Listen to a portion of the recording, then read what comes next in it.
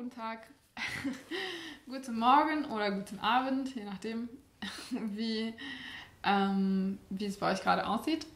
Ich hoffe, es geht euch gut. Ich bin Calypso und ich freue mich, dass ihr da seid zum zweiten Update für diesen September von Stricken mit Calypso. Ich stricke seit 20 Jahren und zeige euch seit fast einem Jahr schon meine Projekte hier auf YouTube und freue mich sehr über diesen schönen Austausch, den wir miteinander haben und über die schon von Anfang an dabei sind und mich unterstützen. Und ich freue mich natürlich auch sehr über die Neuen, die jetzt dazukommen. Also viel Spaß heute. Wir tauchen gleich ein in die Materie. Zu Beginn, was trage ich heute? Ich trage heute den Emily Pullover. Den trage ich super, super gerne. Das ist ein Design von mir. Also ein ganz klassischer Raglan-Pullover mit einem schönen Lace-Muster oder Lochmuster. Ja, mehr Details dazu findet ihr auf meinem Ravelry oder auf meinem Instagram. Geht da gerne vorbeischauen. Viel Spaß!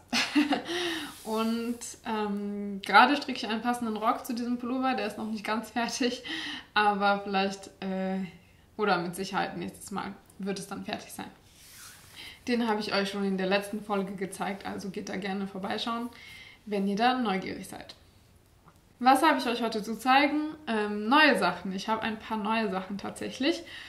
Und zwar war ich ganz unartig, weil eigentlich, aber ich glaube, es geht vielen von euch so, eigentlich hatte ich kein Budget mehr dieses Jahr für Wolle und außerdem habe ich jetzt genug Wolle und Projekte, dass ich bis Ende Dezember auf jeden Fall versorgt bin und darüber hinaus. Aber ich wollte mir eigentlich nichts Neues kaufen. Aber wie das immer so ist, ich folge schon seit mehreren Monaten oder vielleicht einem Jahr, ich weiß es nicht genau, einer Schäferin auf Instagram. Und ich bin auf sie aufmerksam geworden durch eine Dokumentation, ich weiß nicht mehr, vom ZDF oder irgendeinem anderen Sender. Und diese Doku habe ich auf YouTube gefunden, die verlinke ich euch hier unten. Da geht es um eine Schäferin, eine ganz junge Schäferin, die in der Nähe von Hamburg ihre Schafe hütet. Und diesen Beruf wieder aufgenommen hat, der schon sehr außergewöhnlich ist und ganz besonders. Der Grund, warum ich dieser Schäferin, ich glaube, sie heißt Patricia, wenn ich mich nicht irre, warum ich ihr folge und so aufmerksam auf sie geworden bin, ist, dass sie neben ihrer großen Schafherde, soviel ich weiß auf jeden Fall, noch eine kleine Herde Gotlandschafe hat. Und Gotlandschafe, da bin ich ganz besonders ein Fan von. Das sind so ganz kleine Schafe oder ja, ganz klein nicht, aber schon eher kleine Schafe, die so einen schwarzen Kopf haben. Vielleicht füge ich euch einfach ein Foto ein. Eine schwarze Schnauze und so ein schönes, sehr schönes Grau und die haben einfach wunderschöne Korkenzieherlocken. Das sind super, super süße Schafe, die ich auch schon mal in echt gesehen habe. Eine Herde in England und ich habe dieses Garn aber noch nie verstrickt, hatte aber furchtbar Lust darauf. Und ich weiß eben, dass diese Schäferin eben aus der Nähe von Hamburg einmal im Jahr Garn herstellen lässt aus ihrer kleinen Herde Gotlandschafe und das ist was super Besonderes und ganz Seltenes. Also ich habe das noch nicht gesehen, auf jeden Fall. Wenn ihr das schon mal gesehen habt, dann sagt mir gerne wo und bei wem. Aber ich fand das wirklich was Besonderes. Ich füge euch vielleicht hier das Instagram-Profil ein von dieser Schäferin. Und deswegen habe ich sie mehr oder weniger in den letzten Monaten ihre Instagram sehr genau beobachtet, um den Moment nicht zu verpassen, wenn es dieses Gotland-Garn zu kaufen gibt. Und vor, ich weiß nicht, einem Monat circa war es dann endlich da und da habe ich einfach zugeschlagen, weil ich wollte nicht einfach noch ein Jahr warten und ich muss mich ja auch nicht rechtfertigen. Also ich habe mir das einfach gekauft und ich habe mir 6 Stränge gekauft. Hier seht ihr erstmal 4. Und es ist nicht 100% Gotland. Wenn ich mich richtig erinnere, sind es 80 oder 75% Gotland. Und der Rest ist Weißkopfschaf. Also ich denke mal, dass dieses Weiße, was man hier so ein bisschen sieht, von dem Weißkopfschaf kommt. Und der Rest des Grau ist eben von dem Gotlandschaf. Das ist eben also die Naturfarbe oder ja, komplett Naturfarbe, dieses Garn. Und es ist traumhaft schön. Also es ist so schön flauschig. Es ist schon eher rustikal. Es fühlt sich jetzt nicht an wie, ich weiß nicht, irgendein Merino. Oder wie ein super weiches Merino oder so. Aber es hat einen sehr schönen Flausch. Und ich bin mir sicher, dass es die Art von Garn, wenn man das verstrickt hat und dann vielleicht ein, zwei Mal von Hand gewaschen hat und dann vor allem getragen hat, dann bin ich mir sicher, dass es sehr, sehr weich und sehr angenehm wird. Also es fühlt sich so sehr weich an, auf jeden Fall, aber es hat schon diesen rustikalen Charakter. Und ja, ich habe also erst ganz brav 2 Knäuel habe ich eben schon aufgewickelt. Und das ist immer so der Moment, wo ich mir eine Schirmhaspel wünsche und einen Wollwickler, weil ich keine habe. Aber so eine Schirmhaspel ist auch nicht ganz günstig und nimmt auch viel Platz weg. Also es kann dekorativ sein, je nachdem welches Modell man sich da kauft. Aber ja, mal sehen. Naja, ich habe auch bald Geburtstag. Ich überlege es mir mal. Genau, also 2 Knäuel habe ich schon aufgewickelt. Ich habe erst ganz brav eine Maschenprobe gemacht. Ich habe das mit einer 4er-Nadel verstrickt, also eher locker. Ich wollte eher eine dickere Nadel verwenden. Und ja, es sieht sehr, sehr schön aus. Es ist weich, es ist flauschig. Genau. Und dann habe ich auch schon Maschen angeschlagen. Da bin ich gerade. Ich empfehle euch also wirklich, vor allem wenn ihr Sachen improvisiert, immer eine Maschenprobe zu machen. Aber auch wenn ihr nach Anleitung strickt, weil vor allem wenn ihr nicht exakt dasselbe Garn verwendet wie in der Anleitung. Also meine Maschenprobe hat es mir einfach ermöglicht, das auszurechnen, wie viele Maschen ich brauche. Ich habe also 180 Maschen aufgenommen. Und es war so furchtbar. Normalerweise gestern oder vorgestern musste ich schon ganz schön tief durchatmen und habe mich kurz gefragt, warum ich so gerne stricke. Weil ich habe bestimmt 2-mal die Maschen verdreht, als ich zur Runde geschlossen habe. Und das war schon ein bisschen nervig. Weil mein Trick, was ich normalerweise mache, ist, dass ich erst so 1-2 Zentimeter hin und zurück stricke, also in flach. Und deswegen ist hier diese kleine Öffnung und ich lasse hier einen etwas längeren Anschlagsfaden. Und dann, wenn ich eben will, kann ich das zusammennähen und das sieht man danach gar nicht. Oder ich lasse es einfach so, weil es rollt sich eh ein. Und ich finde es schön, diesen Rollrand. Manche mögen das nicht, aber mir gefällt es. Genau, auf jeden Fall haben sich die Maschen bestimmt 2-mal verdreht, sodass ich dann so einfach diesen Dreher so hatte. Und das war super nervig, aber habt ihr dann einen anderen Trick? Also mein Trick hat gestern nicht ganz so gut funktioniert. Wenn ihr dann einen anderen Trick habt, lasst es mir gerne in den Kommentaren. Und worauf ich dann Lust hatte, waren, also erst habe ich in meinem Buch Sequence Knitting geblättert und überlegt, welches Muster könnte gut zu diesem Garn passen, weil ganz glatt rechts wollte ich jetzt nicht stricken. Ich möchte schon, dass das Garn so im Mittelpunkt ist. Dass es das so der Star ist von dem Pullover. Genau, ich stricke einen Pullover. Das habe ich noch nicht gesagt. Aber ich möchte auch nicht, dass es ganz langweilig ist zu stricken. Also dachte ich mache ein Strukturmuster. Das würde am besten zu diesem Garn passen. Und dachte dann, ich mache einfach so ein Rippenmuster, aber ich stricke immer 4 Maschen rechts und dann eine links. Ich weiß gar nicht, ob man das so gut erkennt. Wahrscheinlich kennt man das nicht so gut. Also man sieht, es zieht sich hier ein bisschen zusammen, weil hier immer eine Masche links dazwischen ist. Von hinten erkennt man es besser. Ja, die linke Seite gefällt mir fast besser, interessanterweise, obwohl ich nicht so ein riesen Fan bin von linken Maschen. Also ich finde, so ein komplett auf links gestrickter Pullover finde ich nicht so schön. Komischerweise, manchen gefällt es vielleicht, aber mir nicht. Ich finde rechte Maschen schöner als linke Maschen, aber das ist eben total subjektiv. Hier finde ich es aber schön, dass eben die rechte Masche dann total hier so raussticht. Und ja, mal sehen. Vielleicht werde ich den Pullover einfach so versuchen fertigzustellen, dass man den auf beiden Seiten tragen kann. Also so rum oder andersherum. Und Sequence Knitting, beim Sequence Knitting geht es darum, dass man immer eine Sequenz an Maschen hat. Sowie also ein ganz simples Rippenmuster, eine Masche rechts, eine Masche links. Das ist auch schon eine Sequenz, die man immer wiederholt und die man zum Beispiel dann verschieben kann. Das wäre so das simpelste Beispiel. Und ich hatte kurz überlegt, ob ich das hier auch machen möchte. Das heißt, dass ich immer nach 5 Runden zum Beispiel oder nach 10 Runden das Muster um eine Masche versetze.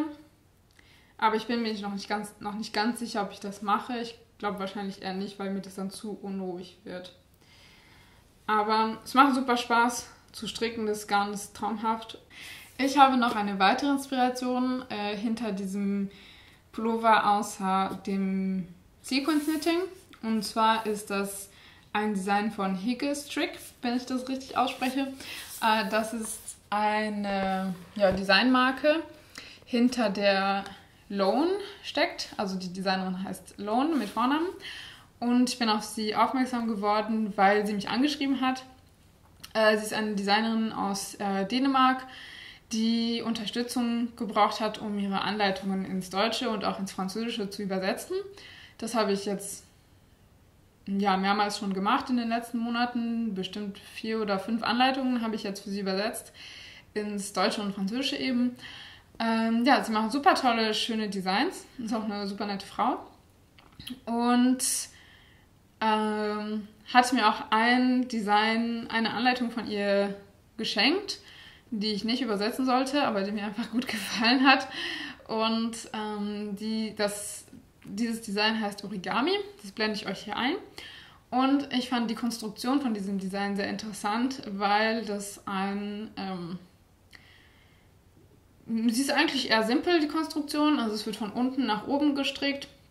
Und dann in der Runde bis zu den Armausschnitten. Ab den Armausschnitten strickt man vorne und hinten getrennt, flach, also hin und zurück. Und die Schultern werden mit verkürzten Reihen geformt. Also das Gefälle für die Schultern wird mit verkürzten Reihen gemacht. Und dann kettet man mit der 3-Nadel-Technik vorne und hinten zusammen ab.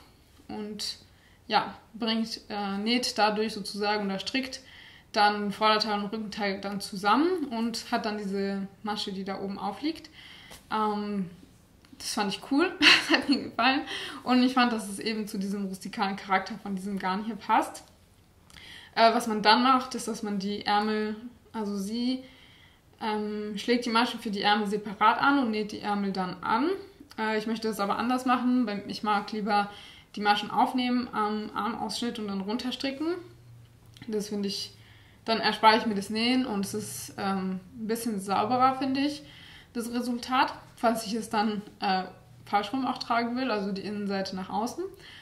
Und was ich auch noch machen möchte, ist vielleicht, bin ich mir noch nicht ganz sicher, Zunahmen am Armausschnitt hier, damit es hier eben so, ich weiß nicht, ob das klar ist, so aufeinander zuläuft, also die Schulternaht sozusagen und hier der Armausschnitt, damit er ein bisschen aufeinander zulaufen und der Ärmel ein bisschen weiter unten hier ansetzt.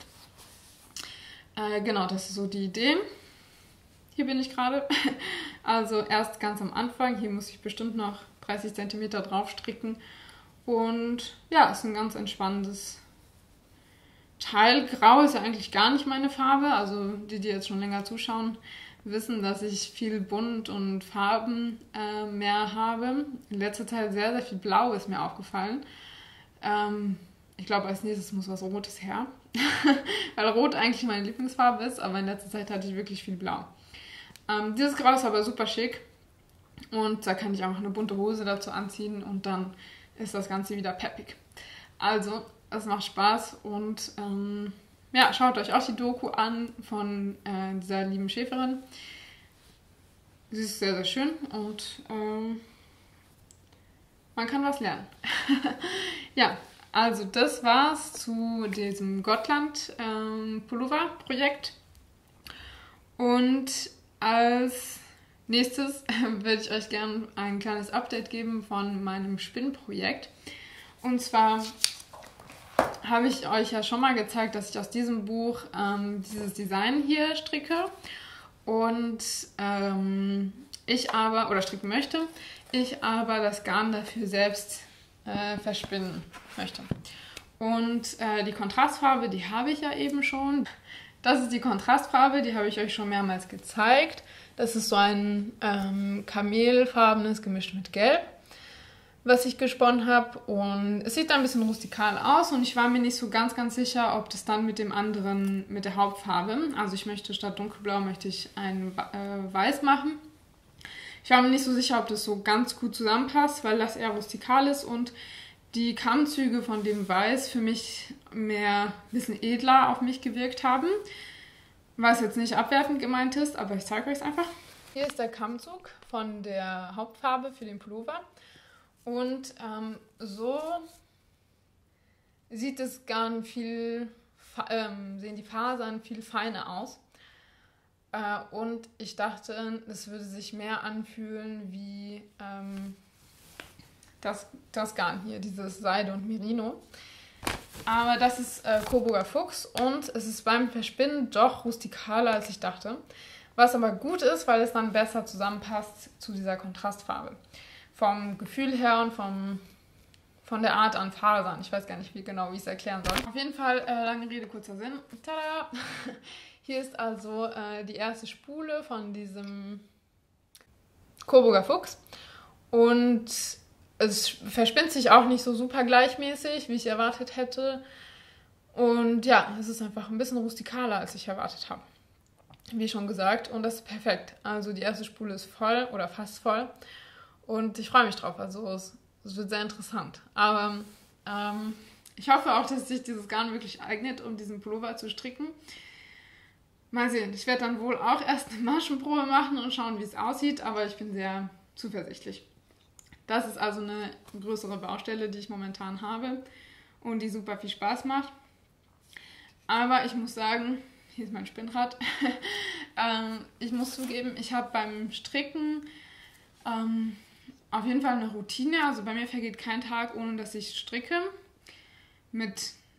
Manchmal mache ich mal einen Tag Pause, aber es gehört einfach zu meiner Routine dazu, wie Zähneputzen.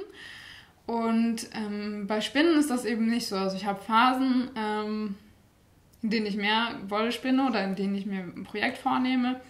Wie zum Beispiel im Sommer. Sommer bietet sich für mich mehr an zum Wollespinnen als Winter.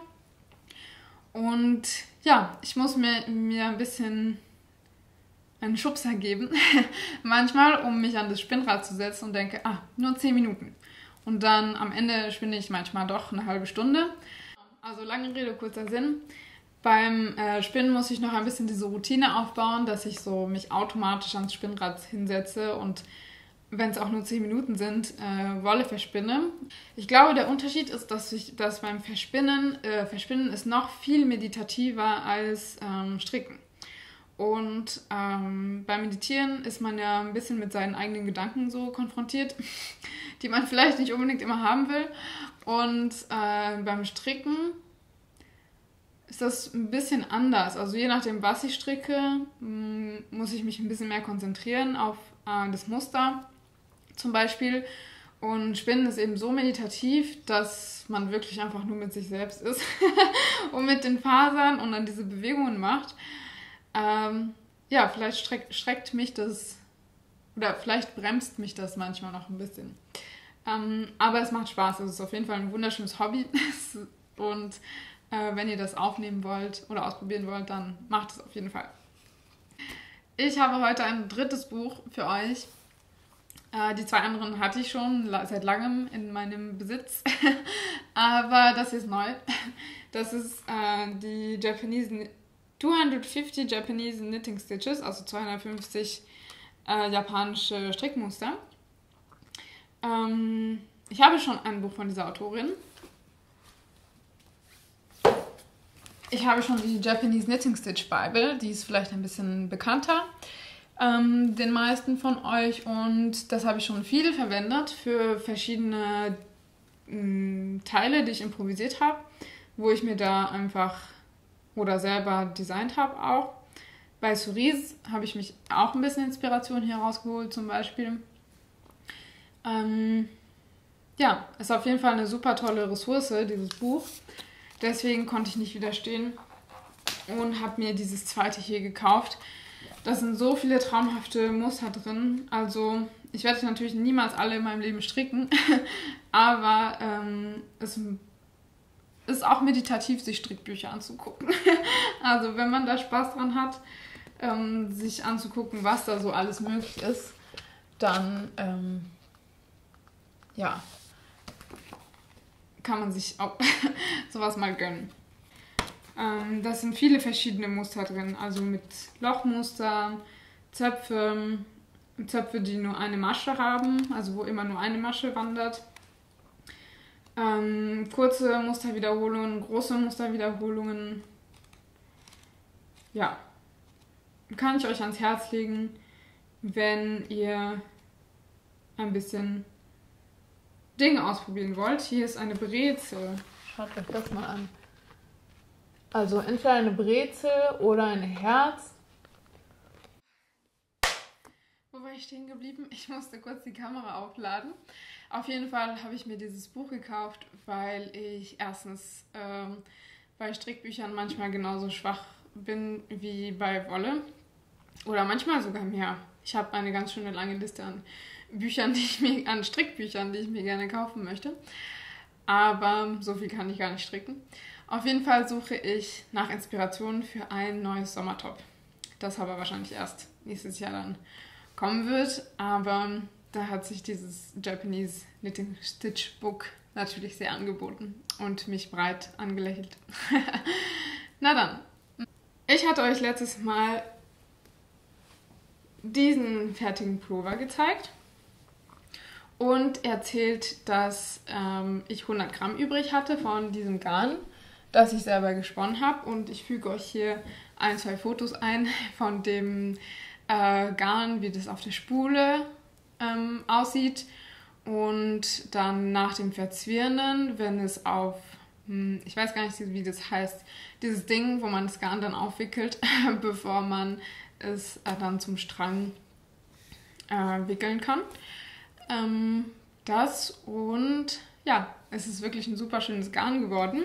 Und wie gesagt, da sind 100 Gramm übrig geblieben. Also habe ich mir noch eine Mütze dazu gestrickt, passend zu dem Pullover, damit ich das komplette Outfit habe. Und ich habe zum ersten Mal eine Mütze von oben nach unten gestrickt. Das hatte ich noch nie gemacht. Und ja, es ist wirklich eine tolle Methode, weil ich wusste, ich habe 100 Gramm und normalerweise reichen 100 Gramm für eine Mütze, aber ich wollte nicht erst die Rippen stricken und dann die ganze Zeit denken, habe ich noch genug, wie viel Zentimeter Rippen kann ich noch stricken? Und wenn man das von oben nach unten strickt, dann kann man die Mütze auf dem Weg anprobieren und weiß dann genau, wie viel man übrig hat, beziehungsweise man strickt einfach, bis man keine Wolle mehr hat. Und das war so die Idee. Ich habe eine Anleitung gefunden, eine kostenlose auf der Seite von Pearl Soho. Das ist, glaube ich, ein Wollladen in New York. Und die bieten auch Anleitungen auf ihrer Website an und auch Tutorials. Ich glaube, das war eine der ersten Webseiten oder Wollgeschäfte, die mir online so aufgefallen sind, als es mit YouTube vor 10 Jahren oder länger noch gar nicht so war wie heute. Und da habe ich viel auf deren Seite geguckt und mir ihre Modelle angeguckt. Die waren auf jeden Fall schon ziemlich modern für damalige Verhältnisse. Und da habe ich eben die Anleitung gefunden für diese Mütze, die man eben top-down strickt. Also man nimmt hier wenige Maschen auf und es funktioniert eigentlich wie ein Raglan-Pullover, dass man an 3 Stellen immer 2 Maschen aufnimmt. Was ich beim nächsten Mal aber anders machen würde, ist, dass ich nicht nur an 3 Stellen, also man sieht hier diese 3 Linien, ich würde das nicht nur an 3 Stellen die Maschen aufnehmen, sondern an 4. Das fände ich persönlich ein bisschen schöner und ich glaube, die Maschen würden sich schöner verteilen. Also natürlich werde ich das kleine Loch hier oben noch zunähen mit diesem Faden, der hier noch hängt. Und sie ist eher groß geworden, aber das finde ich gut. Es macht eine große, dicke, warme Mütze. Und ich habe Genau, ich ziehe sie vielleicht mal kurz auf. Ich muss eben noch die Maschen abketten mit dem italienischen... Ich habe nämlich hier Rippen gestrickt, also möchte ich die Maschen italienisch abketten. Und ich ziehe sie einfach mal kurz auf. Also die Idee ist so, dass ich die Rippen hier so falte und sieht eigentlich ganz gut aus. Also die Größe passt. Sie ist nicht zu groß, also ist auf jeden Fall sehr flauschig. Genau. Und hier könnt ihr noch etwas sehen, was ich mir gekauft habe. Das ist so wie ein Scooby-Doo. Ich nenne das Scooby-Doo, in Frankreich nennt man das Scooby-Doo. Das sind diese Gummibänder, die man so geflochten hat, als Schlüsselanhänger zum Beispiel. Ich glaube aber, dieses Material ist ein bisschen anders, weil das ist nämlich ein Maschenhalter im Endeffekt. Und ich finde es super praktisch. Ich bin froh, dass ich die mir endlich gekauft habe. Und es funktioniert nämlich so, dass wenn die Nadel zum Beispiel zu kurz ist, um etwas anzuprobieren, dass man dann das hier dann als Hilfsutensilien benutzen kann. Oder wenn man Maschen stilllegt, zum Beispiel bei den Ärmeln, wenn man einen Pullover in der Runde strickt, von oben nach unten und dann Maschen stilllegen muss, ist das hier super praktisch, denn man steckt dann dieses Gummi einfach hier drauf und zieht dann die Maschen da so durch. Und es fällt auch nicht weg, man muss schon ein bisschen aufpassen, also zu doll ziehen darf man nicht. Aber dann kann man die Maschen einfach hier so easy übertragen. Und ja, also kann ich wirklich empfehlen. Das habe ich auf Etsy gekauft, in einem Etsy-Shop. Da gibt es mehrere Anbieter. Es war also ein ganz guter Trick, um sich ein bisschen Arbeit zu ersparen und sich das Leben leichter zu machen. Also hier ist die schöne Mütze, passend zu dem Pullover. Und bis zum nächsten Mal werde ich dann hoffentlich die Maschen abgekettet haben. Achso, ich wollte euch noch erzählen, dass mein Waschmittel war zu Ende, mein Feinwaschmittel oder Wollwaschmittel. Und ich habe das hier öfters im Internet gesehen, bei anderen YouTube-Videos. Das heißt Soak und das ist laut Etikett Designed and Made in Canada. Das ist für pflanzlich ohne Ausspülen, eben für Feinwäsche, also auch eben für unsere Stricksachen. Und das muss man eben nicht ausspülen. Und das kannte ich nicht. Das heißt, man muss sein Kleidungsstück oder sein Strickstück einfach nur ein bisschen tunken und dann Soak, also einweichen. Und dann ein bisschen drücken. Also vielleicht würde ich das eben einmal ausspülen, aber eben nicht so gründlich wie normalerweise. Und dann im Liegen trocknen lassen. Also war auch nicht ganz billig. Ich habe mir jetzt den Duft Feige gekauft.